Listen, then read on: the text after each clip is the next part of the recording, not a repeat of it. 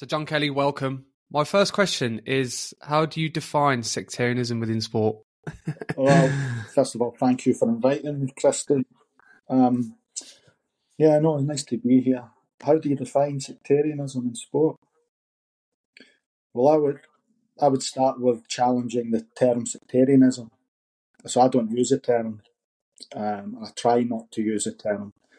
I guess the only times I do use the term is when I'm kind of forced into it because of what I perceive to be the ignorance of the readers or the viewers or the listeners. So I prefer terms such as bigotry, prejudice. In terms of sectarianism, in Scotland certainly, it's usually accompanied by religious and ethnic bigotry and prejudice. I'm not going to distinguish between bigotry and prejudice. I'm not going to get into that level, but I'll just say bigotry.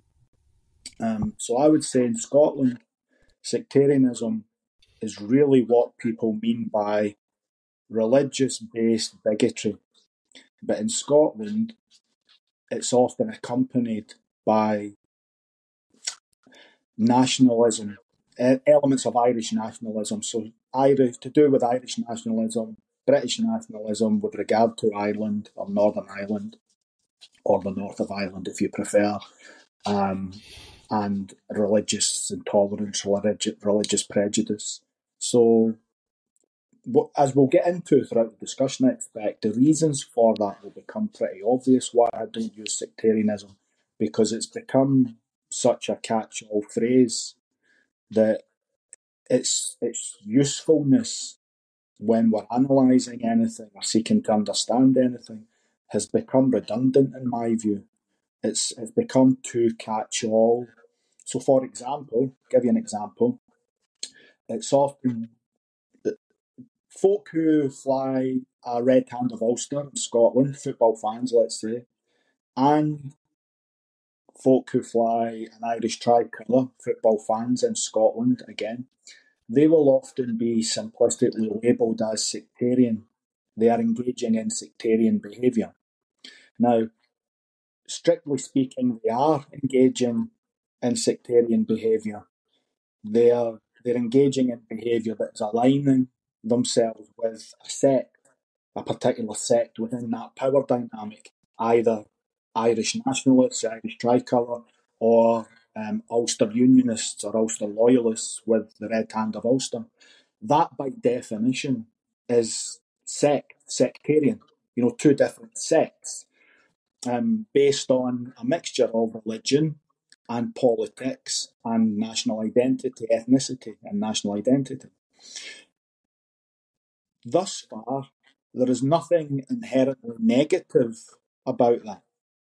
However, when sectarianism is used in Scotland, it almost always, 99.9% of the time, it would be used in a way that is describing the people as in a pejorative and a negative way. So that's the challenge, and that's why I prefer to avoid using sectarianism. So, for me, the question might then become, what are some of the legitimate identifiers of religion and nationalism and politics and sport? And how do we compare and contrast and identify those alongside some other identifiers in sport that might be political, religious, sexist based, but are negative and should be viewed pejoratively. And for me, that's the key challenge, certainly in Scotland. What are the legitimate identifiers? So when Aidan McGeady plays for the Republic of Ireland and is born and bred in Glasgow, that's described by some people as bad. But yet, when Andy Gorham, who wasn't born in Scotland, Richard Gough wasn't born in Scotland, when they play for Scotland and don't play for the country of their birth, they're not, the same level of criticism is not levelled at these players.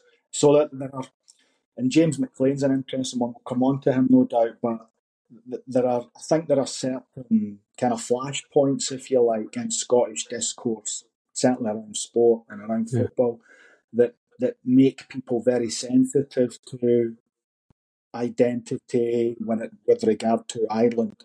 And that, I think that's the key for me. In Scotland, sectarianism, ethnic religious identities, ethnic religious prejudice, and they're not always the same, as I've said.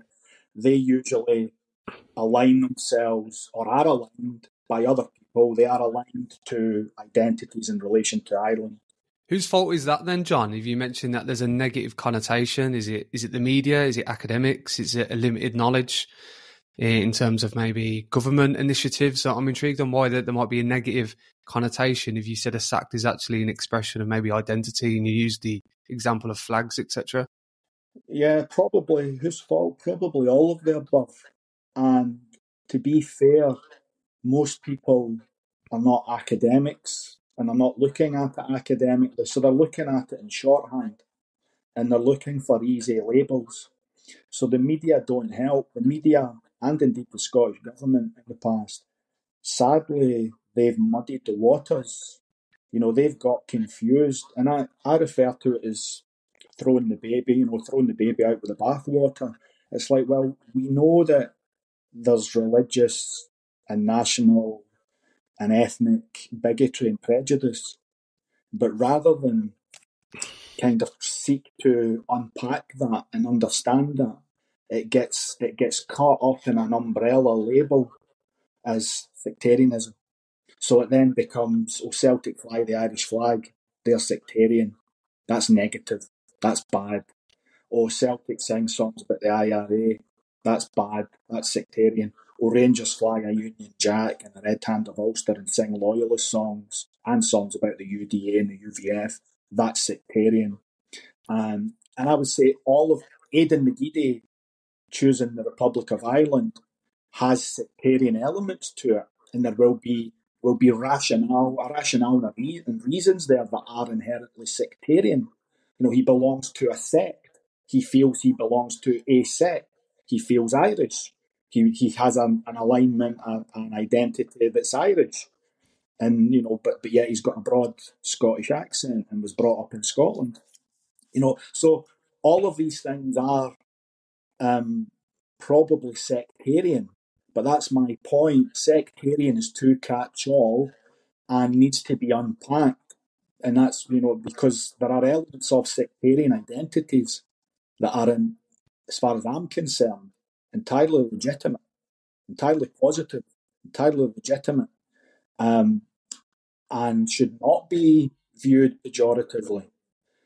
And they exist with other sectarian identities that should be viewed pejoratively and are bigoted potentially. Again, whether something's bigoted or prejudiced is often a matter of debate. And I'm coming at it from a particular standpoint that other academics, and certainly other folk with different backgrounds, might challenge me, and they're absolutely entitled to do so, absolutely fine. But I think that's a challenge. So even discussing it with you, I'm always reluctant to even acknowledge the term sectarian and unpack and discuss that as if it's an accepted, widely understood and widely accepted term, because it's not. And that's the starting point. So the other way of saying it is, let's just call a spade a spade. What do you mean by that sectarian? Do you mean that Celtic supporters shouldn't fly the Irish flag and shouldn't feel proud to be Irish, whatever that means to them? Or do you mean that Rangers fans are singing anti-Catholic songs? Both of which are sectarian, but in my view, qualitatively speaking and morally speaking, both of these practices are entirely different and should be viewed entirely different in a civilized society. Do you think the fact that religious elements within society has kind of dissolved to some extent, or the importance of religion has dissolved, and also the way that football is used as kind of this expression of identity that enables this area to be even more confusing on how we tackle it or resolve issues if there is any? Well, think it's undeniable that Scotland and Britain, and probably lots of the Western world certainly, is becoming less religious, is becoming more secular. That's just undeniable. So if we look at Scotland, for instance, I don't have the figures in front of me, but I know that both the Protestant church, Protestant churches, and the Catholic Church have diminished quite significantly, even in my lifetime, in the last 20 or 30 years. And I suspect if we were having this conversation 30 years ago, I would be quite confident in saying the vast majority of Celtic supporters have grown up going to Mass. I don't know, I'm not sure about the Rangers supporters. I'm not sure how true that was throughout their history. And I wouldn't hazard a guess. And it may be the case that they are the same in terms of the Church of Scotland attendance, Protestant churches attendance. But if I would not be confident now in saying that the vast majority of Celtic supporters have grown up being Mass goers, going to Mass every week, going to church every week. So it's undeniable. I think in terms of football, and certainly football, how that manifests itself, you've got a group of both supporters, Celtic and Rangers supporters, most of whom probably don't go to a church, and most of whom, certainly anybody under the age of 30, I would say, probably hasn't grown up going to church regularly, the vast majority. However, that's often simplistically analysed in Scotland, if you don't mind me saying so, where people think, oh, they don't go to church. How dare they align themselves with Catholicism or Protestantism, or indeed histories and traditions that are heavily influenced and have been heavily influenced by Protestantism or Catholicism. And that's not the same. So one doesn't have to be a church-going Catholic to celebrate Irish Catholic heritage if one wants to feel and or celebrate some kind of Irish Catholic heritage in Scotland. One does not have to be a Mass-going Catholic to do that. Likewise, one doesn't have to be a church-going or a kirk-going Protestant in Scotland to feel some kind of sense of Scottishness that's historically rooted in the Protestant faith, in Scottish nationalism, and elements of Scottish nationalism that have very proud and deep-rooted connections to the Protestant faith, to the kirk, to the established church. So I think it's an academic point, but it's a very simple one, I think, that we need to be careful about simplistically assuming that because society has become more secular, that the cultural memories, if you like, the cultural habitus, as Bourdieu would have called it, that cultural significance, that still lingers. There's a residue of Irish Catholic pride among Celtic supporters for many who have never set foot in Ireland, for many who have got no connection to Ireland, in fact, at all as well, and to many that don't go to Mass. And the same will exist for Rangers. Okay, so it then becomes a question, well, why do these fans do this? Why do these fans feel proud of X and Y, being British, being Irish? And why do they sing songs about British loyalism or Ulster loyalism, Ulster unionism? And on the other side with Celtic, why do they sing songs about Irish nationalism? And indeed sometimes about Irish republicanism? And even when these people, many of them, in Celtic side certainly, many of them will be Scottish Protestants and Scottish non-Catholics. Again, it's often misunderstood outside of Scotland. Many Celtic supporters, both now and historically, have had no connections to Catholicism or Irishness. And I would argue that's not the same with Rangers. And again, that's one of the distinctions. I don't talk about the old firm. My specialism, if you like, and my interest is more Celtic and Irish Catholic identities, because that is my background and that's my knowledge base. But certainly, I think I don't think we have an equal culpability here. We don't have two sides of the same coin. Yeah. We don't have a club that is supported by lots of Irish Catholics, and on the other side, a club that's supported by lots of Ulster Protestants. So the Rangers' connection to unionism is really curious to me.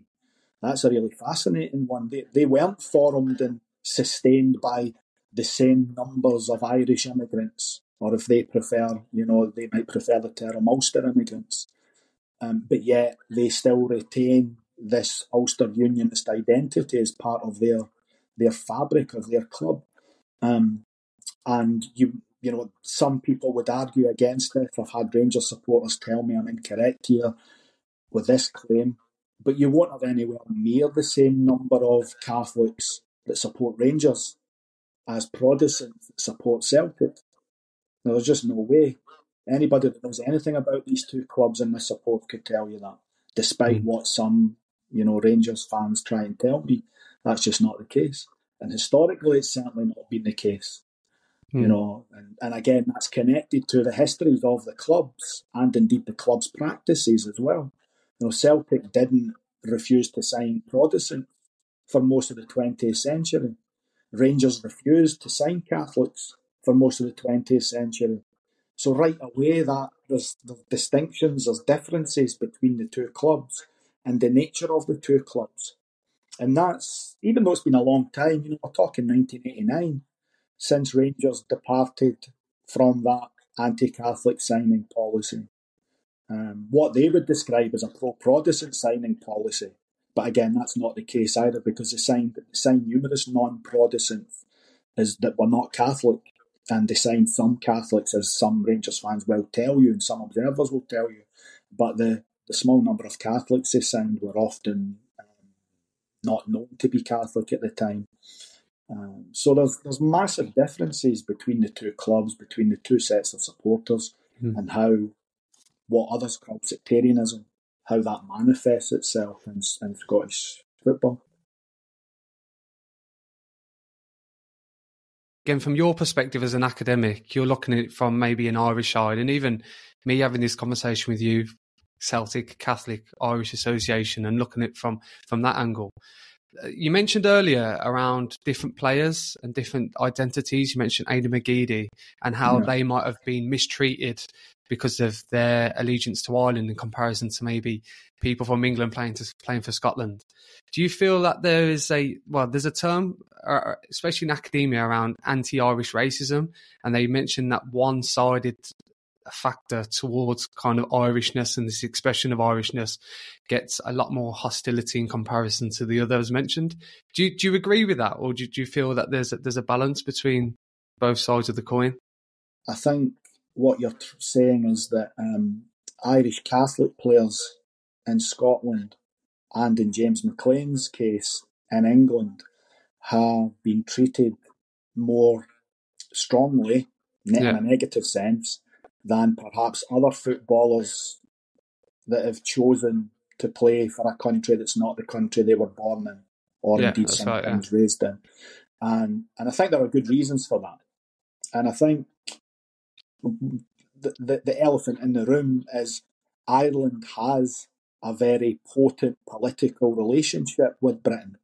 So Ireland and Britain are connected, they are intimately connected in ways that exist still today, that linger, and that relationship is not neutral. So that's the first thing to say. There is an active political relationship between the two countries that James McLean and Aidan McGeady represented. And so when those two players are playing in Britain, and in McGeady's case, born in Britain, certainly born in Scotland, raised in Scotland, and representing Ireland, what others would see as a foreign country, and indeed some would see it as an enemy country. I think that raises certain emotions that are unlikely to be raised by a South African a guy born in South Africa playing for Scotland, or indeed even someone born in England playing for Scotland. They would be welcomed with open arms and, "Oh, you've come home, son," kind of attitude. Whereas Aidan McGeady was viewed as a traitor. Now, James McLean's situation is different from the McGeady situation, because the James McLean situation is entirely connected to the politics of Ireland and the politics of remembrance, British military remembrance, because he would not wear a red poppy, wear an Earl Haig poppy, what others just call the poppy, but I'll call it the Haig poppy or the red poppy, given that there's a number of military remembrance poppies. So I think the two cases are quite distinct, but the common feature is that they are both Irish, and that Irishness in Britain, within some contexts, and that's crucial, within some contexts, that Irishness in Britain is not neutral. It's politically potent, and it exists within a political history of power dynamics between Britain and Ireland, and primarily what I and others would claim to be the colonialism of Ireland by Britain, and that's not neutral. So when footballers express something around those issues, especially when the expressions can be perceived as anti-British or challenging the British position, that becomes really potent and really, certainly in Britain, pejoratively framed, negatively framed. And I have to say, I'll come back in myself there, because I have to say, I think the British media's treatment of James McLean, to me, was surprisingly pretty positive. And I was pleasantly surprised by that. I think a lot of the treatment that McLean's had, the negative treatment, has really been from supporters rather than the British media itself. It's interesting because there's other footballers as mentioned, and that's why I asked the question. For example, Nemanja Matic doesn't wear a poppy, but for example, in this case, McLean's is targeted significantly, and it kind of relates to your answer really around colonialism and that challenge within that. What are your thoughts on that whole situation around not wearing a poppy? Well, the Matic thing, that's crucial. That's exactly it, because Matic is not seen as a danger to British power. He's not seen as an Irish Republican or an Irish nationalist in the way that James McLean is seen. Again, whether he is or isn't, I've got no idea what his politics are. Well, I've got a wee bit of an idea because he tweets quite a lot, but I've got no idea, really about his politics other than, he's probably an Irish nationalist, I would imagine. I think that's probably fair to say. And that's the key difference between him and Matic, that being an Irish nationalist is viewed as challenging the British power, the British state. And I think that's crucial. That's the crucial element. Now, with regard to the poppy, again, I've published on this. I've actually written, I'm one of the few academics in a British context anyway that's actually published on this. And my own view of it is that the poppy and indeed other militaristic charities and causes have been used by, I suppose, British power interests, the military itself, successive Conservative governments. If I'm being really honest, the Labour government before the current Conservatives as well. British governments, British prime ministers and governments have used the poppy, the red poppy, have used various military charities to help justify their foreign policy. I mean, to me, that's beyond any reasonable doubt. And if anybody wants to read my work on that, they can read that. Just Google my name and British militarism, and they'll come up. A few articles will come up. So I think football and other sports have actually been used under the guise of support the troops, remember the victims of 2 world wars, wear poppies, celebrate annual Armed Forces Day, and do so with sport, a sacred site, the sacred cultural site of sport. Do all these things through sport and get your message through. And the message is support the troops. And as others that are more eloquent than I have said, support the troops really means don't question your government's actions in other people's countries. And if you do question the actions, then you're labelled as a traitor. You're labelled as someone who's disloyal. And I think that's the thing with James McLean, even though he's not British, or indeed he doesn't see himself as British, that he's seen as some kind of threat, and in some cases by some kind of traitor to the British state for having the audacity to say that he's not British, that he's Irish, and indeed challenge the very powerful propaganda message that British military only do good things, and indeed that the red poppy is not political. You know, when of course it is. It's potent. It's a potent political symbol. So is he right in his own way to express these views then, to challenge the state, challenge the ideology of what you mentioned around everything's right in terms of political points of view and what Britain does, and we have to oblige by that? Is he right to maybe challenge those elements then? I suppose as a footballer, it's difficult, right, because of what you mentioned, but freedom of expression, I presume. Well, I think that the question isn't really that. With respect, I don't think that's a question for you or I to answer. Is he right? Let's reframe the question. Okay. Is he within his rights to not wear a symbol of British militarism and to not support the troops? In other words, support British troops. Again, they take the word British out of it on purpose to make it sound very friendly and very neutral. The question should be, is he within his rights as a footballer not to be incorporated by proxy into supporting British foreign policy and indeed the work of British militarists and the work of the British government, British foreign policy and British militarists has resulted in numerous civilian casualties, destructions of other people's towns and cities. I mean, again, in the name of fighting terror and all the rest of it, bringing democracy to other countries, these terms, these causes, these terms and causes are highly political and highly contested. You know, so these are not neutral expressions.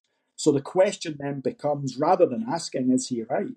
The question becomes, does he and other sports people have the right to opt out of being incorporated by proxy into supporting British foreign policy and indeed the killings, the bombings, the destruction of towns and cities in other people's countries that have certainly been done in part or in full by British military forces? And the answer to that for me has to be yes. You know, he's well within his rights to opt out of that in the exact same way that, you know, he's well within his rights to opt out of taking a knee, or indeed wearing rainbow laces, or indeed engaging in other forms of, I suppose, virtue signalling. And I don't mean that in the necessarily pejorative sense. I just mean that as a catch-all phrase for engaging in something that is seen as virtuous publicly, but yet may have some underlying political controversy or political aspects that are questionable. What are your thoughts on this term 90-minute bigot? And you said that the terminology around sectarianism is around bigotry and other forms of hostility and discrimination. Chanting at football games, you mentioned symbols and tricolours and unionist flags. IRA chanting, for example, in Ireland, and other chants that might occur with Rangers. I'm intrigued on how that can be challenged, and if it can be, in terms of maybe how we dissolve factors around this and how it can be modified, or whether it can be to try and challenge the stigmas as you mentioned around these issues. So, what are your thoughts on that? It's interesting, Christy, that again your question is framed as how can we challenge that? So right away you're coming at it from the position. Correct me if I'm wrong. You're coming at it from the position that this is something bad, something negative, something that needs to be fixed. Now, I'm not necessarily saying I disagree with you. Yeah. All I'm saying is that it's interesting that that's your framing of that question and of that situation. This is a problem that needs to be fixed. So what I'd say to you is, as the sociologist, and from what I understand, you're a sociologist as well, a cultural theorist as well, so you'll understand this. Let's step back and let's not take a position. Let's actually starting position. The starting position is not how do we fix this. The starting position might be, certainly a starting position might be, what is this? What is bad? What is good? What is going on here? And from that, we might then agree that there might be some things that could be addressed and might need to be changed if indeed we're going to live in a harmonious, nice society. So from that, we could unpack it a little bit. So yeah, there's various behaviours and practices that, in terms of Celtic and Rangers, that they engage in during the 90 minutes of a football match. So I'm coming back to your original point, 90-minute bigots. Is it only 90-minute? Is it only 90-minute nationalists? 90-minute expressions of their identity? 90-minute bigots? Sometimes the behaviour is bigoted, sometimes it's not. But is it only 90 minutes? And again, as a good academic, I'd like to think I am. It won't surprise you that I'm going to say it depends. It depends. It depends on the practice. So, for example, you'll get some Rangers fans that'll only sing about the Pope and about the UVF, not liking the Pope, but liking the UVF during the 90 minutes of a Rangers game, or increasingly with this extra time nonsense, the injury time nonsense, a 110 minutes football game are coming to. So you'll get some, and likewise with Celtic, you'll get some Celtic supporters, no doubt, particularly those that are not Irish Catholic, but will still sing the Irish national anthem, will still sing songs that are Irish nationalist in nature, and might even sing some songs that are Irish Republican in nature as well, a little bit more forcefully. But will only do that during the 90 minutes, because for them, they've just grown up associating that with supporting Celtic. And every club has the elements of that, where they will sing what others might see as daft, silly, offensive songs for 90 minutes or during the 90 minutes of their football game, but they would not engage in such behaviour out with the football game. So there's no doubt that lots of the behaviour is simply football-related behaviour. And in fact, Dr. Paul Davis, writes about that in our Football Bigotry in Scotland book. And that's one of his big claims, that a lot of the media-generated frenzy around sectarianism with Celtic and Rangers is actually simply football supporters engaging in 90-minute nonsense.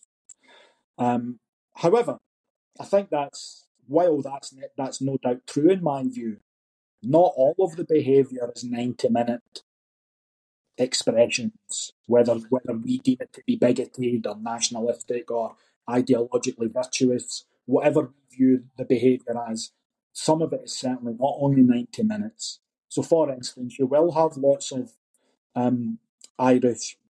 genuinely Irish Republican sympathising Celtic supporters that are engaged in Irish Republican causes out with Celtic. And probably you'll have some Rangers supporters that are similar with regard to Ulster Unionism and Ulster loyalism. And I suppose, despite what many commentators in Scotland would say, you actually do get many Celtic and probably Rangers supporters as well that are very knowledgeable about Irish history and very knowledgeable about issues around religion and nationalism and ethnicity in ways that many commentators in Scotland often ignore. I'll often say, what do these people know about Ireland? They've never even been to Ireland. Well, actually, you don't have to have been to Ireland to know about the relationship and to have lived in Scotland as someone of Irish descent. And to, in some cases, suffered because of that, whether it's low-level bigotry or other things that the Irish Catholic communities have certainly experienced over the last 150 years. So some of it's 90 minutes, some of it's not, and Some of it's negative, some of it's not. Again, I just think we need to unpack it. And if what you really want to ask, whether it's you or somebody else, do we really want to stop Celtic supporters feeling Irish? Then let's discuss that. Should we? Why should we? And how do we do that if that's something we think should be done?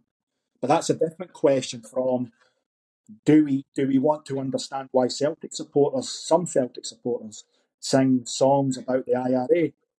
Well, okay, let's look at that. Let's discuss that properly. Let's look at the reasons for that. And then at some stage, once we understand it, let's question whether we think it's an acceptable behaviour or an unacceptable behaviour that we want to seek to change. And likewise with Rangers as well, whatever songs or behaviours that that they might engage in.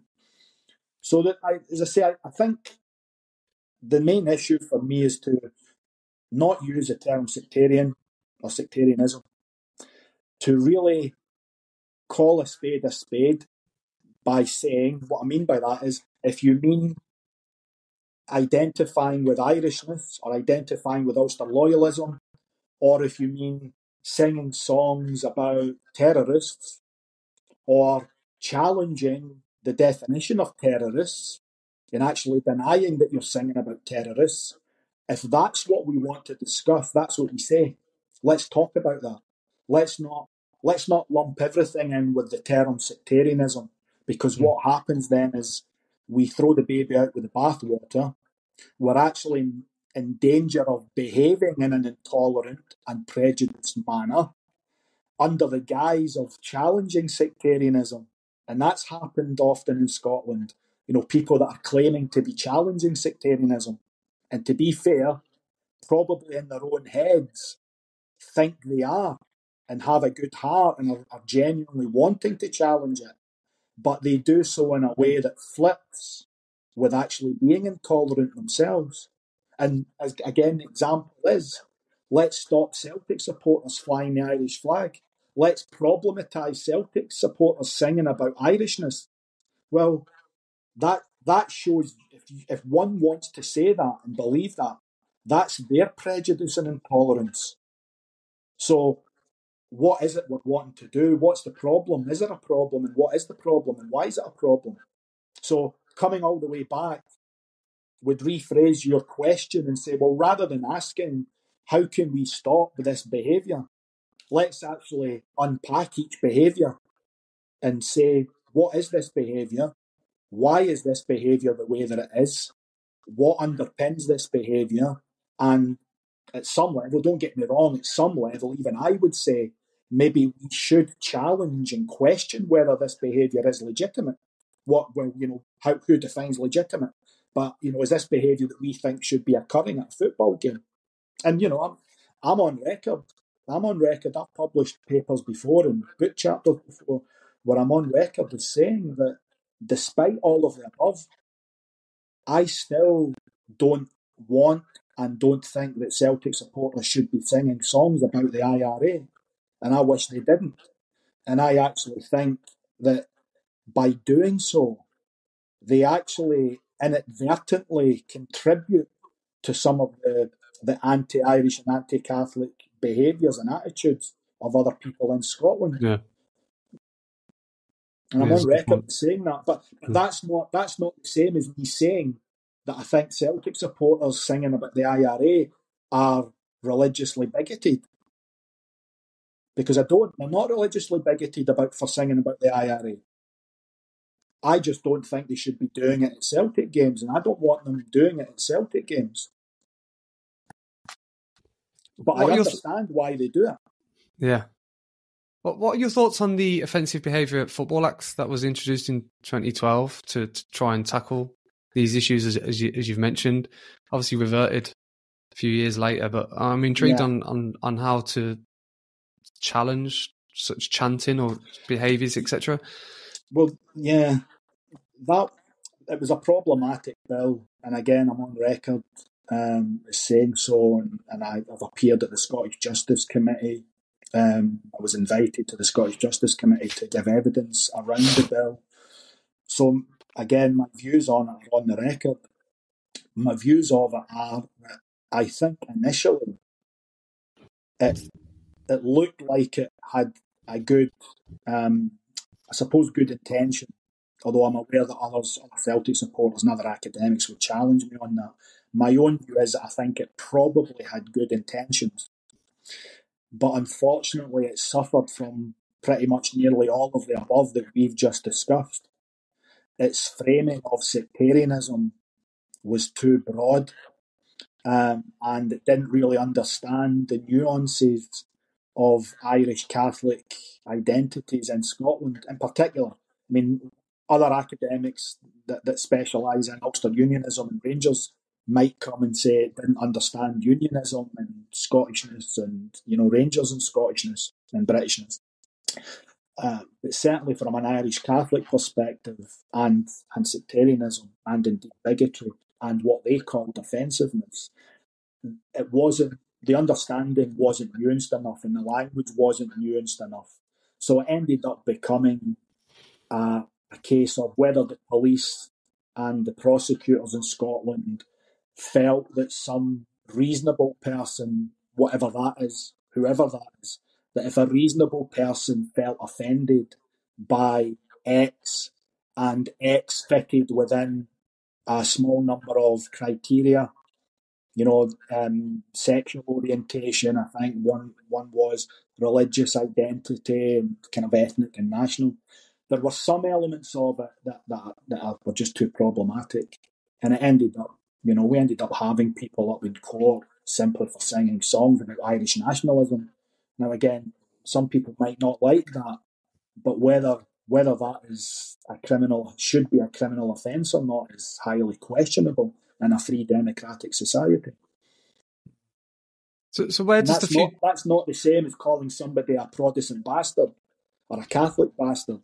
No, but the challenge is, or not the challenge, but I suppose the issue was the criticism to the new bill in 2012 was a lot of the behaviour that they wanted to stop and to criminalise was already behaviour that could easily be criminalised under breach of the peace. They already had religiously aggravated breach of the peace. So there was already a number of laws that covered pretty much most, if not all, of what they were seeking to criminalise. But the challenge was the way they had written the bill. It, strictly speaking, it could have criminalised the singing of Irish national songs, Irish nationalism. Now, some have argued, and I'm a wee bit sympathetic to this argument, a wee bit sympathetic. Some have argued that that might have been part of the reason that they actually introduced the bill. So I think it's a good thing the bill doesn't exist in its current form now. But as I say, at the time, I had a lukewarm welcome to introducing a bill that would look to protect the expression of Irish national identities in Scotland, Irish Catholic and Irish nationalist identities in Scotland. But unfortunately, the bill did the opposite of what I thought it might do. It actually ended up pretty much almost criminalising some of those behaviours. I suppose in another sense as well, there's new forms of expression, for example, on social media and regulating behaviours on there could be a problem as well, just to kind of add a layer. Because if you relate it to issues around racism, it seems to be a problematic on how people communicate and how that is shared online and policing that is a challenge as well. Yeah, I acknowledge that completely. It's a difficult world to navigate. It's a difficult world to legislate for, and I'm glad I'm not in a position of power who's responsible for legislating that. It is difficult. So I have a degree of sympathy for lawmakers on that, and they certainly have a balance to achieve between ensuring freedom of speech and freedom of expression, but ensuring that prejudice and bigotry and hatred and breach of the peace cannot be allowed to exist either. So for me, that's the challenge. And some might think I'm actually contradicting myself because on the one hand, 10 minutes ago, I've told you that as a Celtic supporter, so I'm a Celtic supporter. I'm an Irish Catholic Celtic supporter. That won't surprise some folk. I don't want Celtic supporters singing about the IRA, but I defend their right to do it without being arrested. I don't think it's a breach of the peace necessarily, and I don't think that it should be illegal. But I don't want Celtic supporters doing it. But I don't want them doing it through their own voluntary behaviour, not through the threat of the state prohibiting such expressions, because that then for me is not a free country, and it's not I don't equate singing Irish nationalist songs with singing anti-Protestant songs. They're not the same thing. So again, just to be clear, Celtic supporters singing Irish nationalist songs is not the same thing as Rangers supporters in terms of the opposite side of a coin. It's not the equivalent of Rangers supporters singing anti-Catholic songs. It's about power. On the one hand, we've got a group of supporters singing anti-religious songs. On the other hand, we've got a group of supporters who actually, many of whom originate from the country they're singing about. They're singing about songs of nationalism and, in their view, about freedom and about challenging the colonial power that's colonised them, and indeed, in their view, continues to colonise part of their country. So that it's quite a complex. To me, it's actually not complex. It's pretty simple, but it's nuanced, and we need to unpack and have some basic understanding of those nuances, rather than just saying the old firm, Celtic and Rangers, the Bigot brothers, the two big Glasgow giants, they're just the same, two sides of the same coin. They're not two sides of the same coin. They never have been. Where does this go then, John? So we've had a modification in the word sectarianism and how it's defined, or whether it can be defined in your sense. We've had a law put in to try and challenge these behaviours. We've got a change in society where communication is different. Where do we go with this area? How do we try and dissect it down? And you mentioned the word really understanding it in depth and trying to figure out why these songs and behaviours are apparent at football games, etc. Where do you think this goes? Do we brush it under the carpet? Do we continue to just accept it? I'm intrigued on what your thoughts are. Well, the good news is, and I'm conscious that me defining it as good news is about to reveal my own ideological biases, but the good news is that some of these songs, there's the ideological bias, I don't want some of these songs. The good news is that some of these songs are going to disappear, I think, and I'm half joking here, this is a wee half joke, they're going to disappear partly because the singing by football supporters in Scotland has increasingly got worse in my lifetime in terms of their ability to actually carry a tune and sing in time.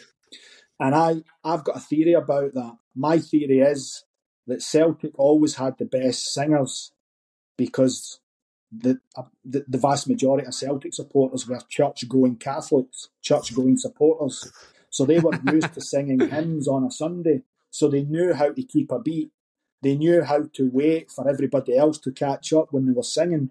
And if you listen to Celtic supporters singing now compared to the 1970s, you'll notice a massive difference, that they're not good singers.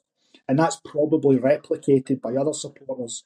So the good news is, half jokingly, football supporters don't sing as powerfully and as successfully as they used to. But on a serious note, it's a massive irony, actually, that before the 2012 football bill in Scotland came in, the singing of the types of songs that most people in Scotland don't want football fans singing, right? The kind of, if you like, the naughty songs, the questionable songs, most of those songs were really disappearing from Celtic supporters and to some extent as well Rangers supporters. And they were just dying out. the fans were self-policing, but football fans in general, and Celtic and probably Rangers supporters to some degree as well, they, more than anybody, they don't like being told what to do. They don't like being told what they can't sing and what they can sing. So, in a rather ironic way, before the 2012 bill came in, these songs were dying out, and they would have been gone almost, I think, from the stadiums anyway. And then when that bill came in, it was noticeable that there was an upsurge in the singing of what I and others might call the naughty songs or the questionable songs or the offensive songs. And that to me has been the kind of sad reality of that bill. So I think we might be in another half generation or so. I think these songs, you can make your mind up and others can think what songs are you talking about. But the songs that others find offensive, I think that they are likely to kind of just die a death naturally in the next half a generation. But the challenge is not to have officials coming in and telling football fans what they can and can't sing, because that way it actually makes it worse. And if you are going to tell football supporters what to sing and what not to sing, they have to be involved in that process at the very least. And again, that's a mistake that I think the Scottish Government made in 2012. They didn't involve, possibly not at all, but certainly not sufficiently, football supporters in the framing and the designing of that law, of that bill. So, what about ultra groups, though, John? So I could challenge that and go, well, there's ultra groups that are exacerbating more fandom than ever before, standing sections. Could that not keep that rolling in terms of those songs you mentioned? Yeah, no, I agree with you actually on some level. In fairly recent years in Scotland, the ultra sections have risen, literally risen, in response to the all-seated stadia and the library-like atmospheres at many football stadiums in Britain. And I think that is something that's possibly going to slow down that natural process. I agree with you on that. But I think the ultra, certainly with Celtic and most clubs in Scotland, the ultra sections currently are very, very small, even though they might appear to be large and powerful when they're on the TV and stuff. Even the Green Brigade, the Celtic's Green Brigade are probably the biggest and most successful ultra section in probably in British football, but certainly in Scottish football. But they're still a tiny, tiny minority of the Celtic support. And they sing lots of songs that most people wouldn't find offensive. I say most people. There are some people in Scotland who just find anything Celtic or Irish or Catholic offensive. So you're never going to please everybody. But certainly, to use the Scottish Government's terminology, most reasonable people would find some of what the Green Brigade sing unoffensive. So some of their songs are unoffensive to most people. But no doubt, you're right, some of the songs still would be seen by some to be offensive. So such as singing songs that have the words IRA or the phrase IRA. Some songs that sing about Irish nationalism, you know, and they're unlikely to ever completely disappear, I think. But for me, it's the songs that are really quite open in support of the IRA that I acknowledge they are offensive. They're offensive to reasonable people in Scotland, even if someone else thinks they're entirely legitimate to sing. It's not. I don't think it's a contradiction to acknowledge.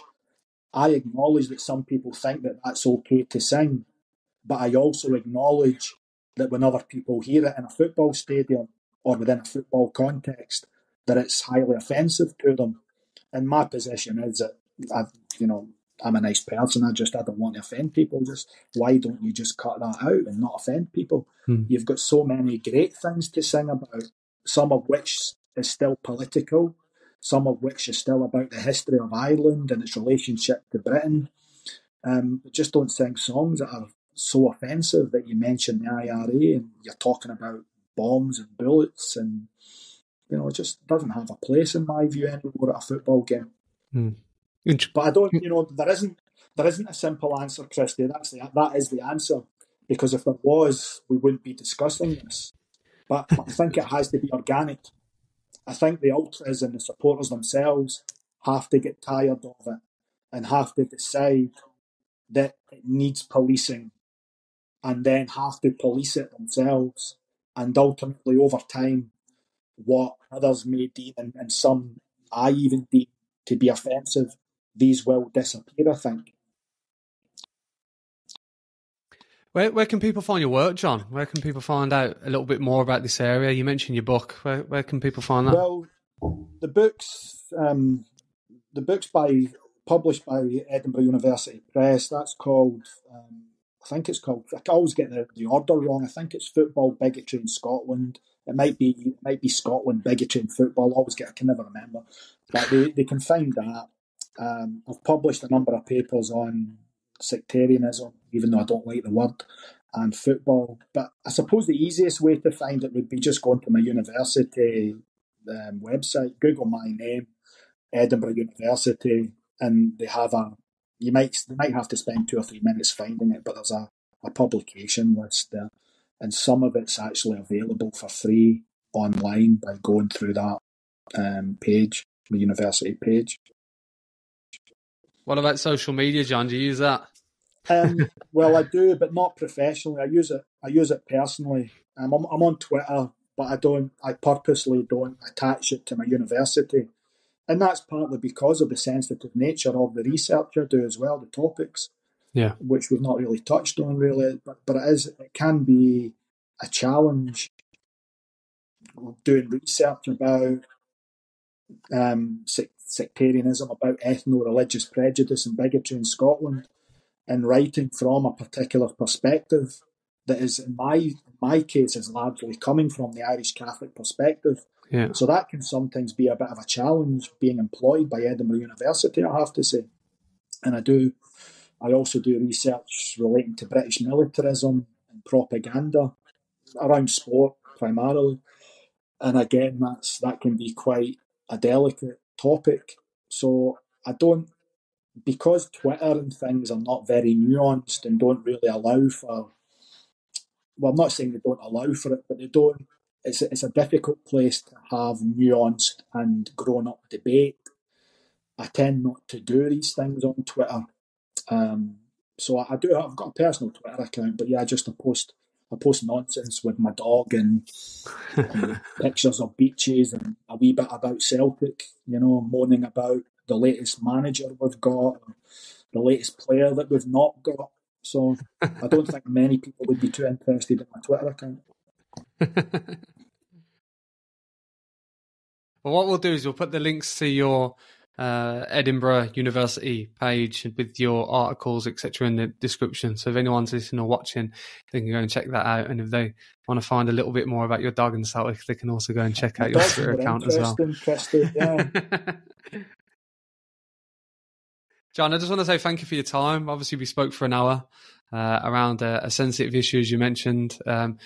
An issue that's hard to dissect, an issue that's challenging and remains and continues to be challenging. But I just want to thank you for your time, and good luck in the future with your work. Good luck with your research as well, Christy. Yeah, keep in touch. John. Let me know if I can offer a critical lens to your work. Be happy to help if I can.